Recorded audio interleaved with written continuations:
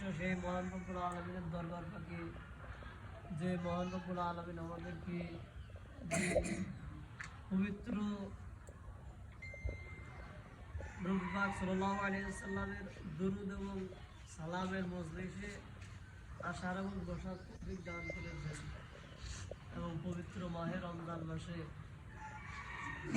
আমরা ইফতারি করবো তার আগ মুহূর্তে এখানে উপস্থিত হতে পেরেছি। এজন্য সবাই শুকরিয়া আদায় করি আলহামদুলিল্লাহ। আলহামদুলিল্লাহ। কত মানুষ এই রমজান আসার আগেই দুনিয়ার মুখ থেকে বিদায় নিয়ে চলে গেছে।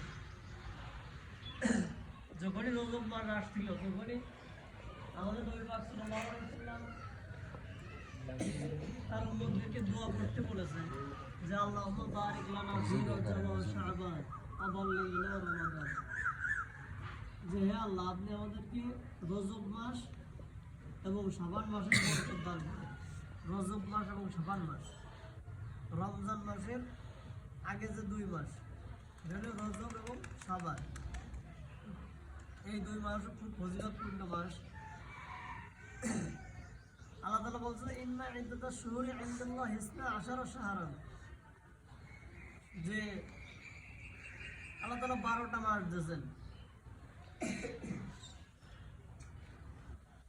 যে 12 শাহরান, 12 মানে 12 মাস। অনেকে আমরা আরবি মাসের নাম স্মরণ রাখি না, অথচ আরবি মাসের নাম কিন্তু স্মরণ রাখা খুব জরুরি। মুসলিম হিসেবে আরবি মাসের নাম আমরা অনেকেই জানি না। মুহররম, সফর, রবিউল আউয়াল, রবিউল সানি, জমাদুল আউয়াল, জমাদুল সানি, রজব, শাবান, রমজান, জিলকদ, জিলহজ, শাওয়াল বাদ গেছে। শাওয়াল মাস রমজানের পরেই হলো শাওয়াল মাস। এই মাসগুলো আল্লাহ তাআলার দেওয়া মাস। পরবর্তীতে বাংলায় যে মাসগুলো আবিষ্কার করা হয়েছে, তবে